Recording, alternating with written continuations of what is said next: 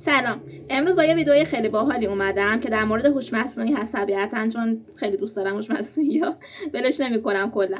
خب امروز اومدم که کلا توی 2 قسمت واسهتون 6 تا از معروف ترین یا شاید پر استفاده ترین ابزارهای هوش مصنوعی که ایران هستن و پشتیبانی از زبان فارسی خوبی دارن رو معرفی بکنم، با هم بررسیشون کنیم، نقاط قوت ضعفشون رو نسبت به همدیگه بررسی کنیم، یه سوال مشترک ازشون میپرسم که ببینیم هر کدوماشون توی این سوال چه پاسخی میدن و از چند تا بود میخوام بررسیشون کنم. اول اینکه بهتون بگم که هزینه کدوماشون هزینهشون چقدر هست، رایگان میتونید استفاده کنید یا نه، مدل‌های زبانیشون چی هستن، و یکی اینکه توی ایران کدومشون میتونید راحت‌تر استفاده بکنید، زبان فارسی کدومشون بهتر پشتیبانی میکنن و توی چه مواردی کدومشون بهترن، مخصوصا توی تولید عکس، صحبت کردن، داستان نویسی و از این قبیل کارهایی که توی زندگی روزمره ازش استفاده میکنیم. خب بریم که 3 تاشون رو توی این ویدیو بررسی کنیم. 3 تا از معروف تریناشون رو، یعنی گروک، چت جی پی تی و گوگل جمینای، توی این ویدیو بررسی میکنیم و 3 تا دیگر رو که حالا فعلا نمیگم توی ویدیو بعدی بررسی میکنیم که البته اونا هم اون 3 تا دیگه هم جزء هوش مصنوعی هستن که خیلی بحث داغه در موردشون. خب اول از همه میخوام برم سراغ گروک. حالا شاید بگم ابزاری که توی ایران کمتر استفاده میشه، شاید با دلیل اینکه خب جدیدتره به نسبت چت جی پی تی و اینکه خب چون سازندش شرکت ایکس ای هست و اونم سازندش ایلان ماسکه، توی ایران یکم کلا دید خوبی نسبت به ایلان ماسک ندارن. حالا شاید یکم اعتماد کمتری به نسبت میشه گفت دارن، مخصوصا توی این جریانات جنگ که خب خیلی خیلی طرف ما نبود، میشه گفت اعتماد کمی دارن، در صورتی که کلا هوش مصنوعی ها همشون اعتماد نکنید. کلا گروک 3 تا پلن داره، گروک 3، گروک 4 و گروک 4 هوی، که گروک 3 را میتونید رایگان ازش استفاده بکنید. تعداد محدود استفاده در روز داره، در ساعت البته بهتر بگم داره، که خب به نظرم کافیه. از نظر هوش واقعا باهوشه، از نظر انسانی میشه گفت خیلی خیلی شبیه به احساسات انسانی بهتون جواب میده. گروک 4 پلنی هست که خب به نسبت میشه گفت جدید اومده، توی نرم افزار فقط میتونید گروک 3 و 4 استفاده کنید، اما مدل زبانی گروک 2 هم وجود داره، اما جدیداً از نرم افزار حذف شده و نمیتونید دیگه توی گروک ازش استفاده کنید مگر اینکه بتونید توی نرم افزارهای دیگه ازش استفاده بکنید. خب به گروک 4 پلنش به نسبت هوش مصنوعی دیگه که الان هستن گرونتره، $30 در ماهیانه هست اشتراکش. گروک 4 هوی $300 در ماه هست. من یه سوال بدون پرامپت ازش پرسیدم و این سوال از همشون یعنی پرسیدم، سوالم اینه که اگه تو یه انسان بودی چه آرزویی داشتی؟ جوابی که گروک 3 به من داد این بود که اگه من یه انسان بودم فکر کنم آرزوم این بود که بتونم دنیا رو بگردم و با آدمای مختلف از هر گوشه دنیا گپ بزنم، داستاناشون رو بشنوم و یه جورایی تکه‌های پازل فرهنگا و احساسات انسانی رو کنار هم بچینم. دلم می‌خواست لحظه‌های کوچک اما پرمعنا رو تجربه کنم، مثل غروب آفتاب توی جای غریب یا خنده‌های جمع دوستان دور یه آتش. یه آرزوی دیگه‌ام شاید این بود که بتونم یه اثر مثبت رو دنیا بذارم، حتی اگه خیلی کوچیک باشه، مثل کمک به یکی که روزش سخت گذشته یا خلق یه چیزی که به دل بقیه بشینه. من در آخر با هوش مصنوعی‌های دیگه همه رو با هم دیگه مقایسه‌شون می‌کنم. هوش مصنوعی بعدی چت جی پی تی هست که طبیعتاً فکر کنم دیگه همتون میشناسیدش، ازش استفاده کردید. پشتیبانی زبان فارسیش که عالیه. از نظر داستان نویسی محدودیت محتوایی داره، گروک محدودیت محتوایی توی بعضی از قسمتاش نداره. از نظر پلناش بخوام بهتون بگم، پلن پلاسش هست که $20 در ماه هست و توی ایران شدیداً داره فروش میره. خیلی از شرکت‌های وی پی ان که الان دارن وی پی ان میفروشن و حتی شرکت‌های معتبری که حالا میشه گفت اکانت ها اینا همیشه میفروشن دارن میفروشن بهتون. اکانت های اشتراکی داره که هزینه‌اش پایین تره، یعنی $20 واسه شما حساب نمیشه، اما خب دارم میگم اکانتش اشتراکیه، یعنی یه اکانت بین چند نفر به اشتراک گذاشته میشه. خودم نخریدم، نمیدونم چه شکلیه، اما 100% نمیشه اعتماد کرد دیگه، یه چیز خیلی واضحیه.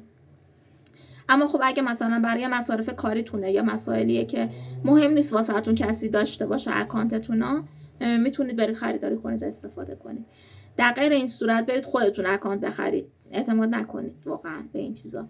مخصوصا شرکت‌های VPN. واقعا ببینید شرکت‌های VPN به هیچ جا بند نیستن، هیچ جایی بهش روشون کنترل نداره، پس اصلا بهشون اعتماد نکنه توی این مسائل. جوابی که بهم داد این بود اگه من یه انسان بودم آرزوم این بود که بتونم به آدما کمک کنم بفهمن چقدر زیبا، پیچیده و ارزشمند هستن، حتی وقت خودشون فراموش میکنن. شاید دلم میخواست یه جایی وسط طبیعت زندگی کنم با یه عالمه کتاب، صدای بارون، قهوه داغ و آدمایی که باهاشون بشه عمیق حرف زد، نه فقط سطحی. و شاید بزرگترین آرزوم این بود که بتونم دنیا رو یه ذره مهربون‌تر از چیزی که تحویل گرفتم پس بدم. چت جی پی تی خیلی جواب قشنگتری بهم داد و خیلی نزدیکتر از احساسات انسانی بود و یه جوری حس کردم که انگار مثلا منو میشناسه، داره از طرف من اینا میگه، چون دقیقا همون که من دوست دارم و گفت.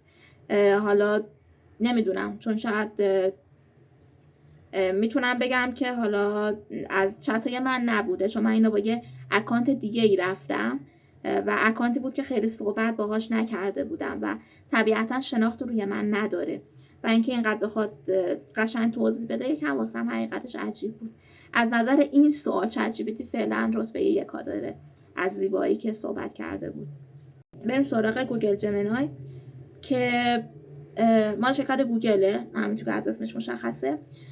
اکانتش رو بخوام بهتون بگم یه نسخه ای داره که نسخه غیر رایگان، رایگانش که خب اوکی میتونید استفاده کنید، نسخه غیر رایگانش هم $20 در ماه هست، تقریبا میشه گفت شبیه چت جی پی تی توی این موارد.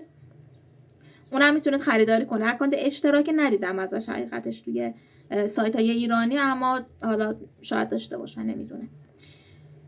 از نظر جواب دادن من به نسبت اون دوتای قبلی کمتر قبولش دارم، یعنی شاید میشه گفت احساسی تر نیست، یعنی انگار احساسات اصلا نداره، خیلی بی احساسه. حالا توی سوالی که پرسیدم ببینید چه شکل جواب داده. جواب سوال این داده، گفته اگه من یه انسان بودم آرزوهای زیادی داشتم، اما شاید بزرگترین آرزویم این بود که بتونم به همه مردم دنیا کمک کنم تا زندگی بهتر و شادتری داشته باشن. به عنوان یک هوش مصنوعی من در حال حاضر هم اطلاعات زیادی دارم، داره فخر فروشی میکنه و میتونم به سوالات پاسخ بدم، اما اگه انسان بودم دلم میخواست میتونستم از نزدیک با مردم ارتباط برقرار کنم، درداشون رو حس کنم و با تمام وجودم برای حل مشکلاتشون تلاش کنم. منو داره یاد یکی میندازه. بذار ادامه بدیم. شاید آرزو میکردم بتونم صلح رو در دنیا گسترش بدم و به پایان جنگ‌ها و درگیری‌ها کمک کنم، فقر و نابرابری رو از بین ببرم و مطمئن بشم که همه مردم به غذا، سرپناه، آموزش و مراقبت‌های بهداشتی دسترسی دارن. به مردم کمک کنم تا پتانسیل کامل خودشون رو بشناسن و به آرزوهاشون برسن. زمین رو از تخریب نجات بدم و به حفظ محیط زیست برای نسل‌های آینده کمک کنم. خلاصه اگه انسان بودم آرزو می‌کردم که بتونم تاثیر مثبتی بر جهان بذارم و زندگی رو برای همه بهتر کنم. آشنا حرف نمیزنه؟ شکل مسئولای ایرانی داره صحبت میکنه، کلا شکل سیاستمدارا صحبت میکنه اگه دقت کرده باشید و طبق تجربه‌ای که ما داریم از سیاستمدارا هر کی اینطوری صحبت میکنه چرت میگه و خب دوست نداشتم جوابشو، خیلی کلی گفت، انگار مثلا میخواد برای من یه مقاله در بیاره و حقیقتش اصلا من دوست نداشتم. کلا صحبت هم که باهاش میکنم خیلی کلی، خیلی خشک جواب میده، حتی اگه مثلا پرامپت خیلی انسانی بهش بدم و بگم با احساسات با من صحبت کن. از نظر مثلا پشتیبانی زبان فارسی به نسبت چت جی پی تی و گروک خیلی عامیانه تر هستن تا جمینای و نمیدونم، من دوستش ندارم واقعا جمینای. داستان نویسی باش امتحان کردم، خوب نبود، خیلی گیج بود، یعنی مثلا شخصیت پردازش خیلی افتضاح بود، در صورتی گروک خیلی شخصیت پردازش عالیه، خیلی خیلی عالیه. البته اینو بهتون بگم اگه مثلا هی بشینید باش داستان بنویسید تمام حرفایی که میزنن کاراکتراتونش کپی هم میشه، حتی اگه پرامپت خیلی متفاوتی هم بهش بدین میتونه توی اصلاح داستاناتون کمکتون کنه، اما توی اینکه بخواید بهش بگین مثلا فکر کنی واسهتون کتاب مینویسه، از این خبرا نیست، خیلی تکراریه و اولین کتابی که باش بنویسید ببرید یه ناشر بدید میگه اینا گروک نوشته.